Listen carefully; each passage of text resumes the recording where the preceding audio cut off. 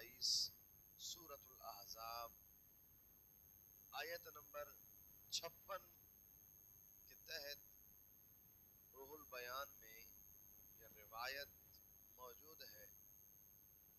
تابعی بزرگ حضرت سفیان ثوری رحمۃ اللہ تعالی علیہ آپ فرماتے ہیں کہ ایک دفعہ مجھے حج کی سعادت نصیب ہوئی۔ اللہ نے یہ انعام کیا کہ میں حج کے سفر پر روانہ ہوا۔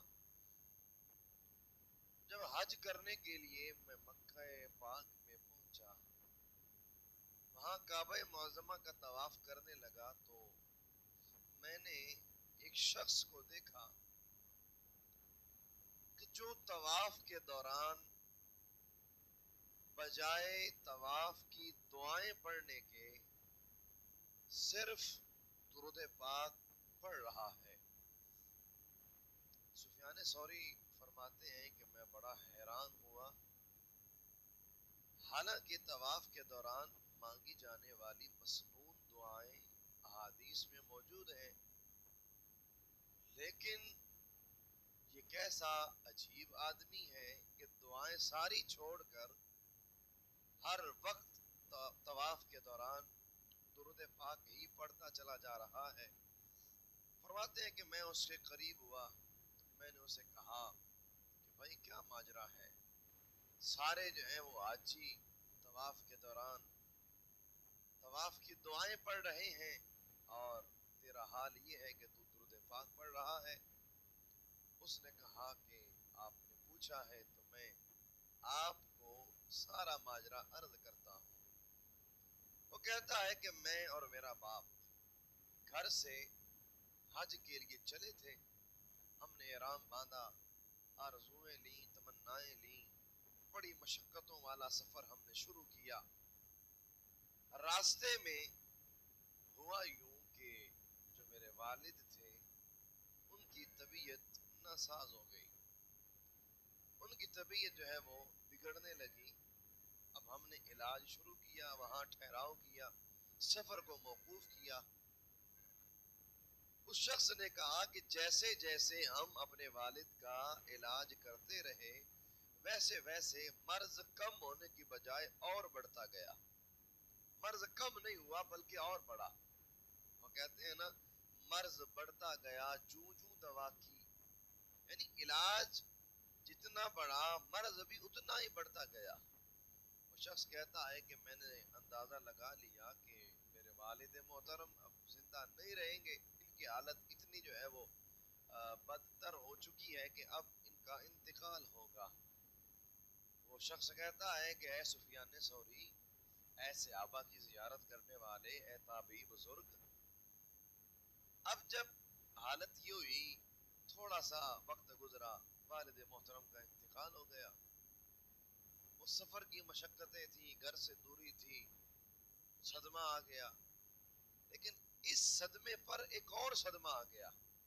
وہ کیا کہ جیسے ہی والد محترم کا انتقال ہوا تو ان کا چہرہ بالکل سیاہ کالا ہو گیا۔ وہ کہتا ہے میں اور پریشانی اور بڑھ گئی۔ ایک تو باپ کی جدائی ہے، سفر ہے، مشقتیں ہیں، اور اوپر سے یہ ہے کہ والد محترم کا چہرہ بھی سیاہ پڑ چکا ہے۔ وہ کہتا ہے کہ انہی فکروں میں تھا، بیٹھا ہوا سوچی جا رہا تھا کہ اب کروں تو کیا کروں۔ کہا کہ اے سفیان ثوری، آنکھ لگ گئی۔ جب آنکھ لگتی ہے تو خواب میں ایک بڑی چمکدار چہرے والی شخصیت میرے سامنے رونما ہوتی ہیں۔ انہوں نے اپنا مبارک ہاتھ میرے والد محترم کے چہرے پر پھیرا، میرے والد محترم کے چہرے کی سیاہی دور ہو گئی اور میرے والد کا چہرہ چمکنے لگا۔ اب وہ شخص خواب کے اندر ہی پوچھ رہا ہے کہ اے اس مشکل لمحے میں آنے والے، میرے باپ کا چہرہ چمکانے والے، آپ ہیں کون؟ وہ کہتا ہے کہ جب میں نے یہ سوال کیا تو انہوں نے کہا کیا تم مجھے نہیں جانتا؟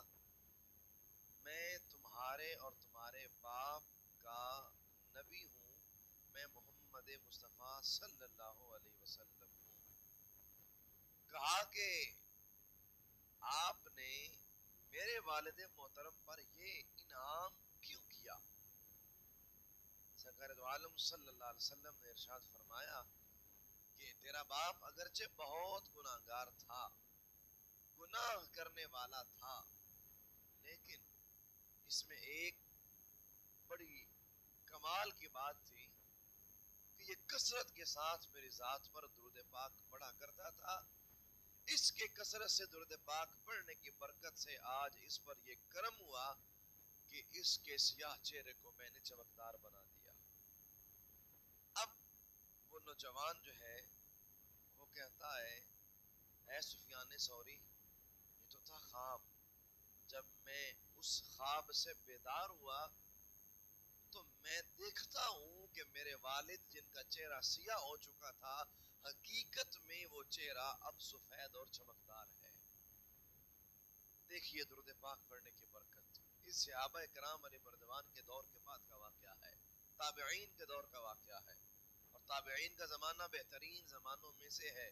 سرکار فرماتے ہیں خیر القرون قرنی، سب سے بہترین زمانہ میرا زمانہ، ثم الذین یلونہم، پھر صحابہ کا زمانہ بہترین، ثم الذین یلونہم، پھر تابعین کا زمانہ سب سے بہترین زمانہ ہے. اب یہاں اس روایت میں ہمیں یہ بات سیکھنے کی ملتی ہے کہ جب بندہ پریشان ہو، پریشان حالی کا شکار ہو، بندہ اپنے محبوب صلی اللہ علیہ وسلم کو پکارے، فریاد کرے. حضور جان عالم صلی اللہ علیہ وسلم اپنے اس امتی کی فریاد کو پورا کیا کرتے ہیں. اعلیٰ حضرت امام احمد رضا خان رحمۃ اللہ علیہ نے بڑی پیاری بات ارشاد فرمائی.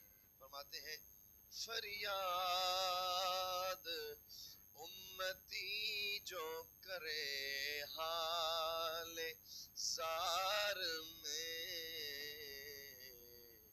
ممکن نہیں کہ خیر بشر کو خبر نہ ہو. آج کے ہمارے بیان کا جو عنوان ہے وہ ہے سفر حج کی فضیلت، سفر حج کی برکت اور حج کے سفر کے آداب. حج دین اسلام میں ایک اہم بنیادی رکن کی حیثیت رکھتا ہے. وہ 5 بنیادیں جن کو حضور صلی اللہ علیہ وسلم نے اسلام کی بنیادیں قرار دیا، ان 5 میں ایک حج بھی ہے.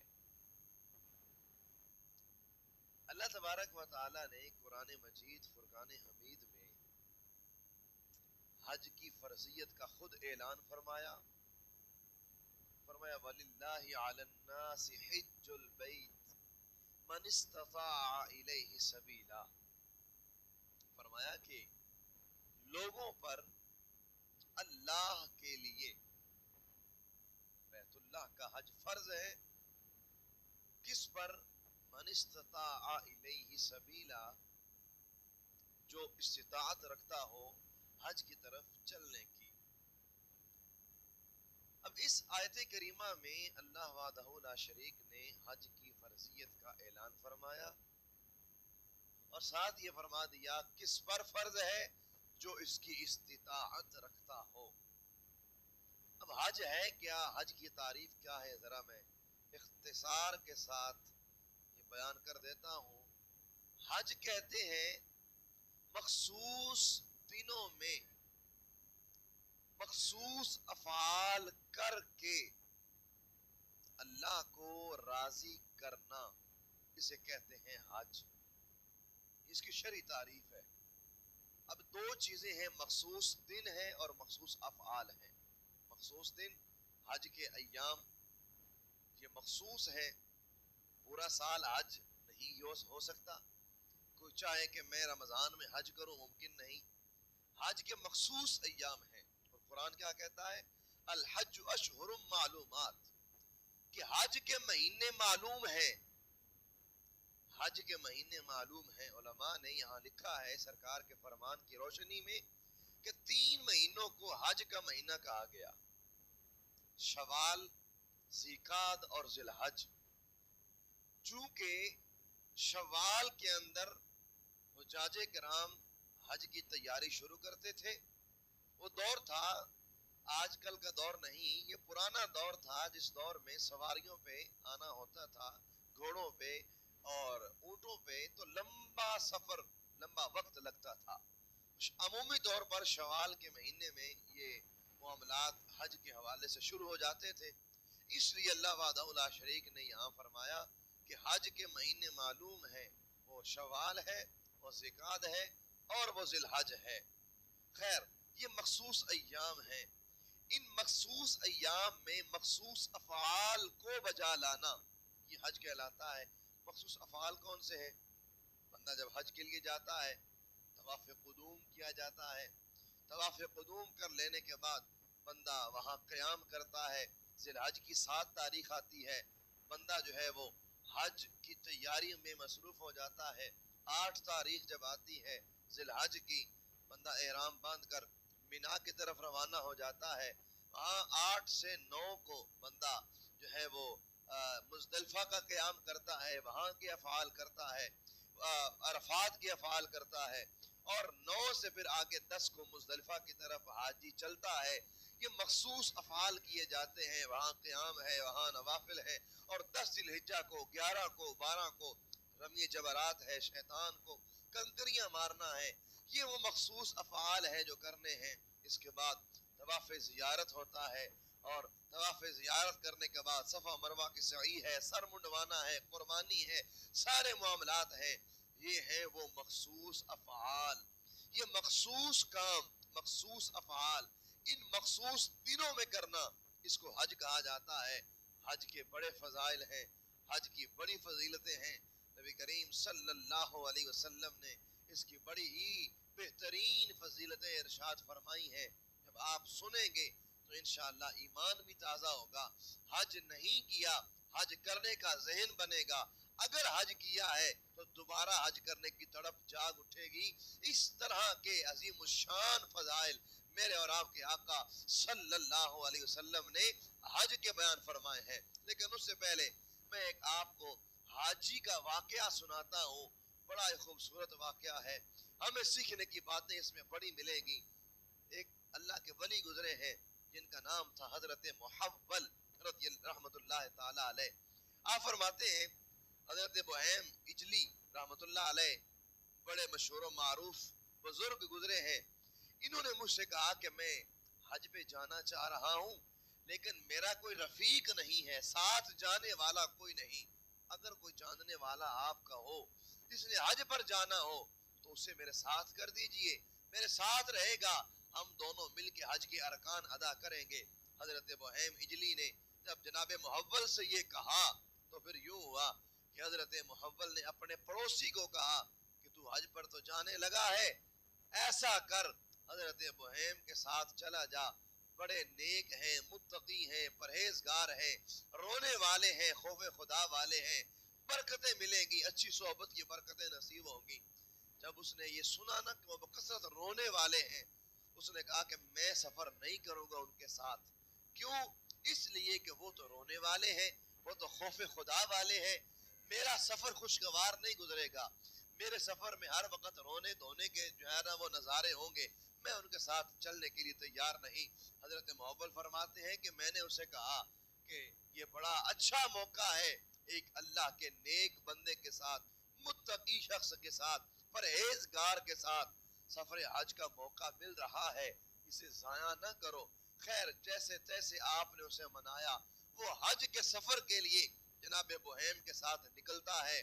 اب راستے میں جاتے ہیں، تمام ارکان ادا کیے، حج کیا، مکمل حج کرنے کے بعد جب یہ حضرات واپس آئے نا، حضرت محول کہتے ہیں میں اپنے پڑوسی کے پاس گیا، میں نے جا کے پوچھا ہاں بھائی بتا تیرا سفر کیسا رہا، تو نے بہیم اجلی کو کیسا پایا؟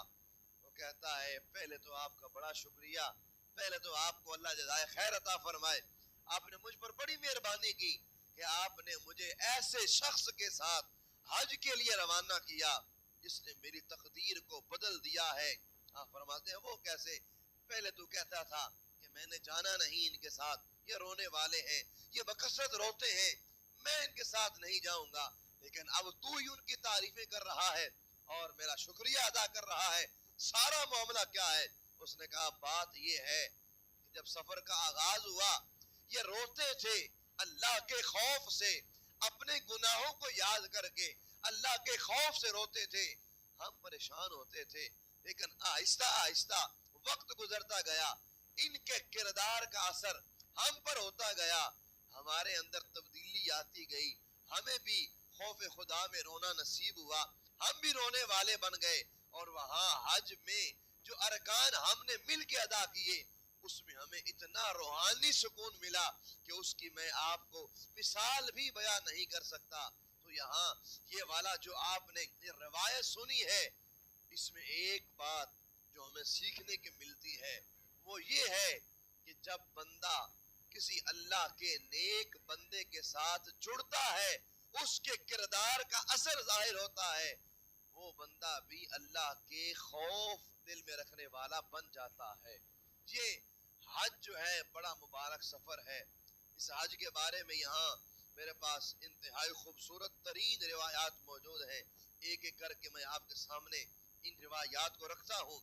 ابن حبان کتاب کا نام ہے، صحیح ابن حبان، اس کتاب کے اندر ایک روایت موجود ہے جس میں بڑا ہی خوبصورت انداز کریم آقا صلی اللہ علیہ وسلم کا ہے حج کے فضائل ارشاد فرمانے کا۔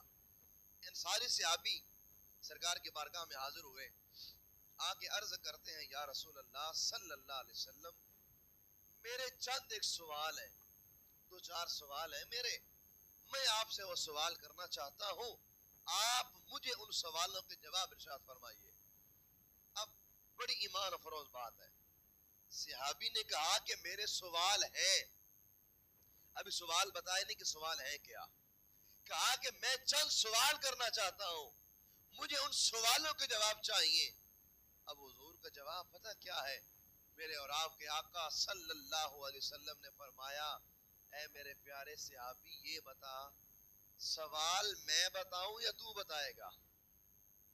حالانکہ سوال ابھی بتائے نہیں ہیں، دیکھیے حضور صلی اللہ علیہ وسلم کی شان، فرما رہے ہیں کہ سوال میں بتاؤں اور جواب بھی دوں یا سوال تو بتائے گا؟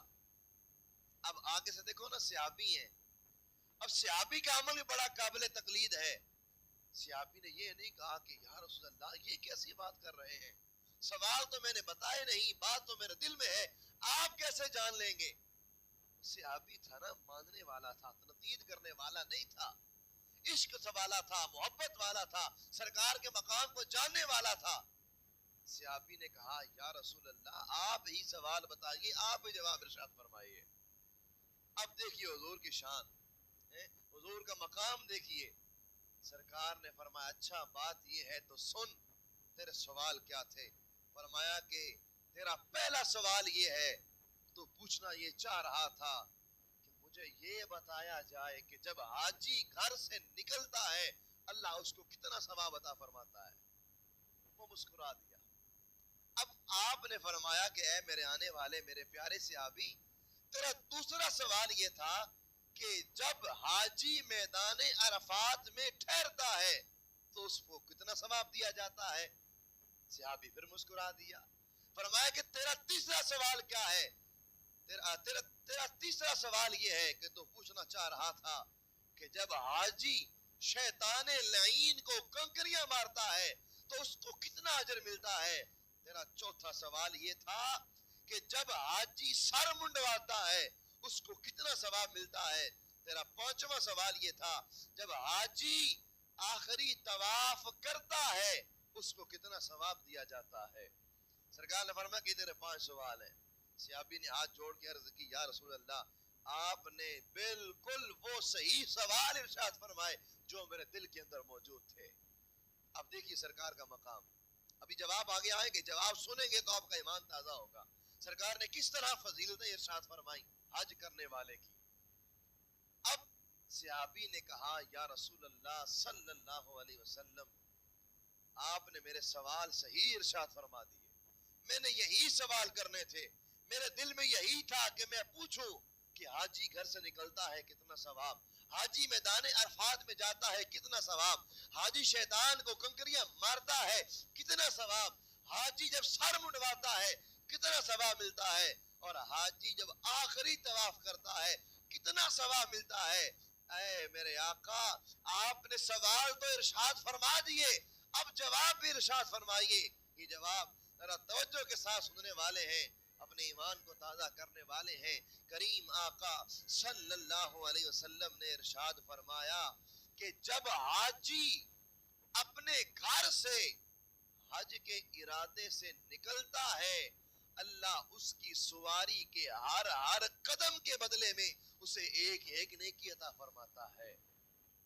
اب حج کے سفر میں کتنے قدم آئیں گے کوئی نہیں گن سکتا, وہاں کتنی مسافت ہے, کتنے قدم زمین پر لگیں گے کوئی شمار نہیں کر سکتا. میرے اور آپ کے آقا صلی اللہ علیہ وسلم نے فرمایا کہ حاجی جب گھر سے حج کے لیے نکلتا ہے, اللہ اس کو ہر قدم پر ایک ایک نیکی عطا فرماتا ہے, اور صرف ایک نیکی نہیں بلکہ ساتھ ہی اللہ ایک ایک گناہ بھی مٹا دیتا ہے.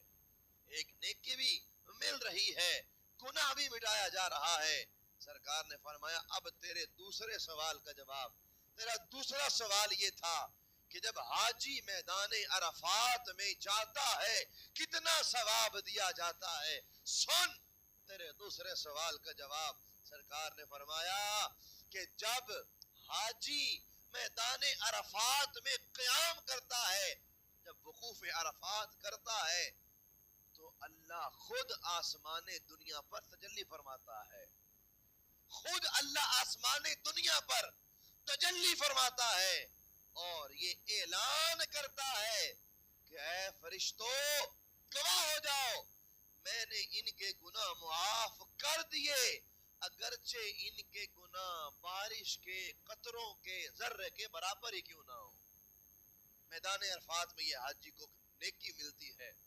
سرکار فرماتے ہیں کہ تیرے دوسرے سوال کا جواب یہ ہے کہ جب حاجی میدان عرفات میں ہوتا ہے, وقوف عرفات کرتا ہے, وہاں اس کے سارے گناہ مٹا دیے جاتے ہیں. خود اللہ تبارک و تعالی آسمان دنیا پر تجلی فرماتا ہے اور یہ اعلان کرتا ہے کہ فرشتوں گواہ ہو جاؤ, جو بھی میدان عرفات میں ہے میں نے ان کے سارے گناہ بخش دیے, اگرچہ گناہ ان کے بارش کے قطروں کے ذروں کے برابر ہی کیوں نہ ہو. صحابی رسول نے جب یہ سوال جواب سنا, سرکار نے فرمایا اب تیرے تیسرے سوال کا جواب. دو ہو گئے, اب تیرے تیسرے سوال کا جواب. وہ سوال کیا تھا کہ جب حاجی شیطان کو کنکریاں مارتا ہے اس کو کتنا ثواب ملتا ہے. میرے اور آپ کے آقا صلی اللہ علیہ وسلم نے ارشاد فرمایا اے میرے صحابی سن, جب حاجی شیطان کو کنکریاں مارتا ہے اللہ اس کو اتنا ثواب دیتا ہے, اتنا ثواب دیتا ہے کہ قیامت تک کوئی بندہ اس ثواب کو گن ہی نہیں سکتا. اتنا ثواب. اب ذرا دیکھیے, ذرا تصور تو کیجئے کتنا برکتوں والا یہ سفر ہے.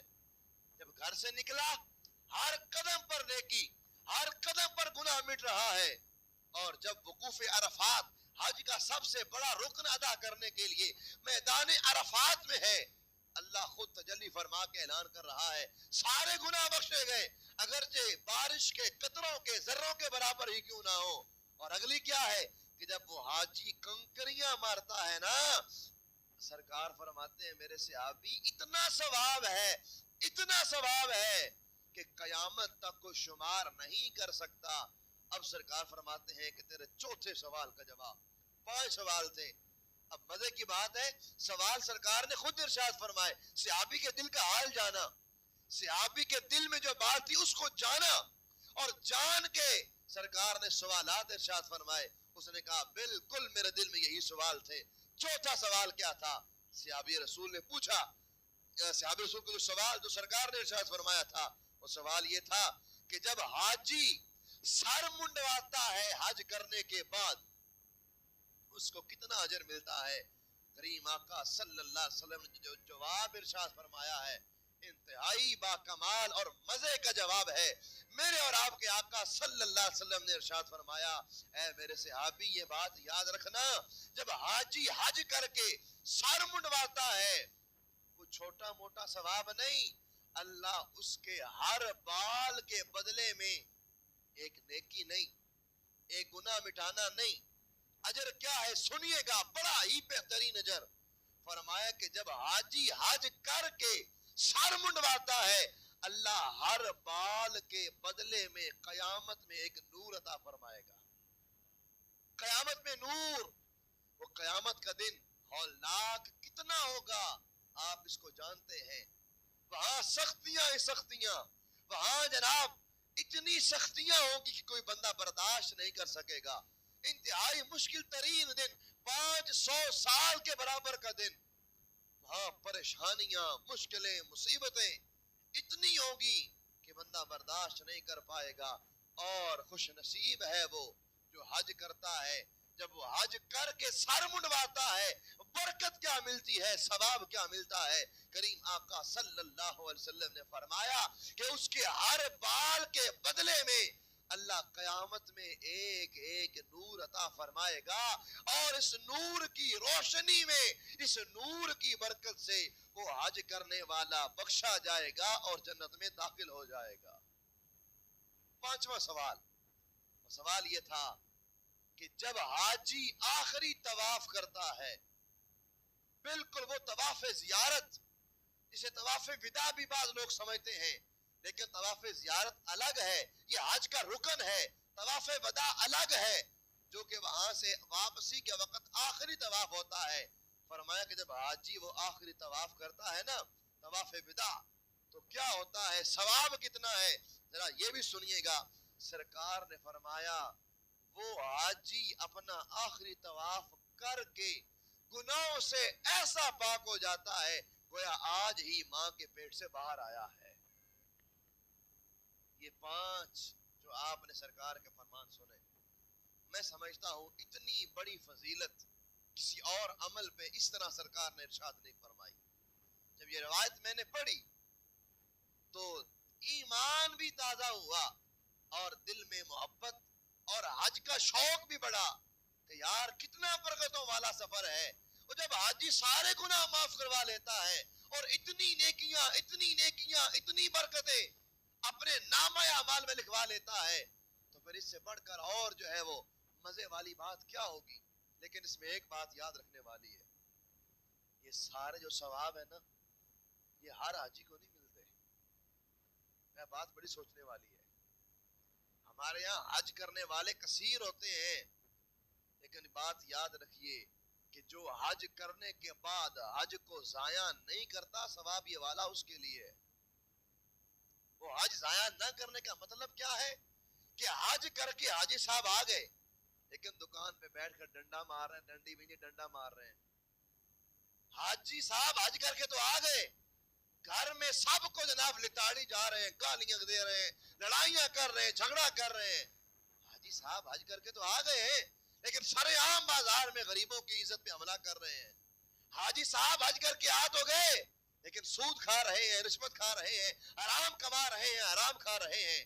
یاد رکھیے یہ اس حاجی کی فضیلتیں نہیں ہیں, یہ اس حاجی کے بارے میں کریم آقا صلی اللہ علیہ وسلم کا فرمان ہے جو حاجی حج کرے اور حج کو بچانے میں کامیاب ہو جائے. اور حج مقبول کی نشانی کیا ہے؟ حج مقبول کی نشانی سمپل جو علماء نے بیان فرمائی وہ یہ ہے کہ حج مقبول اس کا ہوتا ہے کہ جو حج کرنے کے بعد پہلے سے اچھا ہو کر واپس آتا ہے.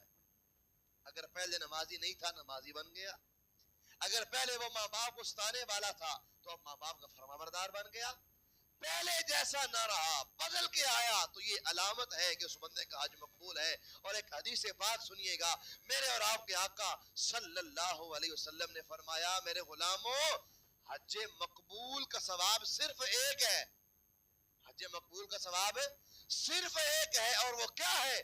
فرمایا حج مقبول کا ثواب صرف جنت ہی ہے. یعنی جس کا حج مقبول پکا جنتی، اس کا جو بدلہ ہے، ثواب ہے، وہ جنت ہے۔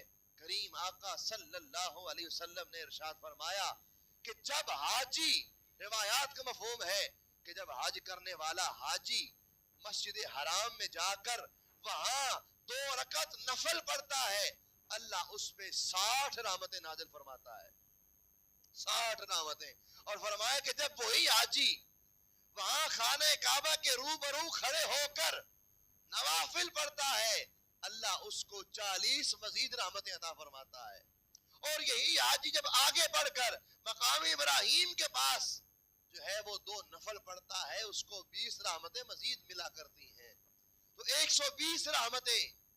اب یہاں ایک اور بات بھی ہے، وہ یہ ہے کہ حج جب اتنی بڑی عبادت ہے، جب حج کے بارے میں اتنی فضیلتیں ہیں، تو کیا حج کرنے کے کچھ آداب بھی ہیں؟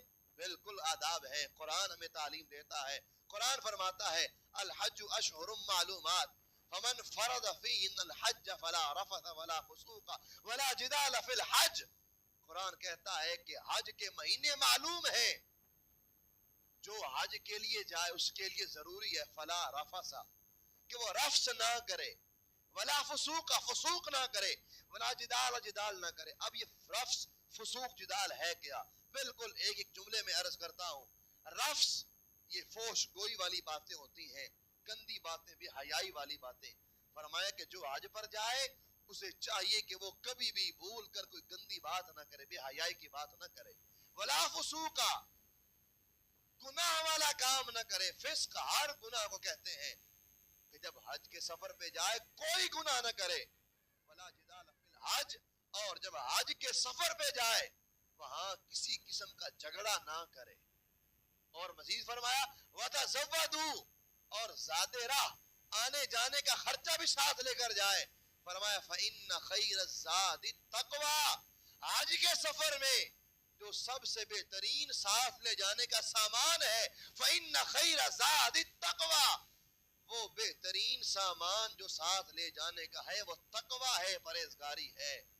جب بندہ ان آداب کے ساتھ سفر حج کرتا ہے، نہ فوش گوئی، نہ گناہ کے کام، نہ لڑائی جھگڑا، ہر وقت تقویٰ، پرہیزگاری، خوف خدا، جب یوں بندہ سفر حج کرتا ہے تو اللہ کے فضل سے وہ حج مقبول بھی ہوتا ہے، اور اس کی برکت سے وہ حج کرنے والا پہلے سے بدل کر نیک اور متقی بن جاتا ہے۔ یہ سفر حج کی برکتیں ہیں۔ کریم آقا صلی اللہ علیہ وسلم نے بڑی فضیلتیں ارشاد فرمائیں۔ ابھی آپ نے سن ہی لیا کہ سرکار نے فرما دیا کہ جناب جب وہ میدان عرفات میں ہے، اللہ خود آسمان دنیا پر تجلی فرما کے اعلان کرتا ہے فرشتوں گواہ ہو جاؤ، اور یہ روایت صحیح ابن حبان کی ہے، صحیح روایت ہے۔ اللہ فرماتا ہے فرشتوں گواہ ہو جاؤ، آج جو میدان عرفات میں ہے میں نے سب کے سارے گناہ معاف کر دیے ہیں، اگرچہ ان کے گناہ بارش کے قطروں کے ذروں کے برابر کیوں نہ ہو۔ اللہ ہم سب کو اپنے در کی حاضر نصیب فرمائے۔ بیت اللہ کا طواف، حج کی سعادتیں، عمرہ کی سعادتیں، سرکار کے روزے کی زیارتیں اللہ ہم سب کے مقدر میں فرمائے۔ اللہ ہمیں نصیب فرمائے۔ بڑا عشق بھرا سفر ہے، بڑا لذتوں والا، بڑا ہی عشق اور رکتوں والا یہ سفر ہے۔ اللہ مجھے اور آپ کو سب کو یہ سفر بار بار نصیب فرمائے۔ حج و عمرہ کی سعادتیں ہم سب کو نصیب فرمائے۔ اگلے جمعہ کو انشاءاللہ مدینہ پاک کی فضیلت کے حوالے سے بیان کا موضوع ہوگا۔ پچھلے جمعہ کو ہم نے مکہ مکرمہ کی فضیلت کو جانا، آج ہم نے حج کے بارے میں فضیلتیں سنی ہیں۔ انشاءاللہ اگلے جمعہ کو زندگی رہی تو انشاءاللہ مدینہ پاک کی فضیلتوں پر بیان سنیں گے۔ اللہ ہم سب کو مزید عشق رسول، خوف خدا میں اضافہ کرنے کی توفیق عطا فرمائے۔ آمین۔ وما علی الا البلاغ۔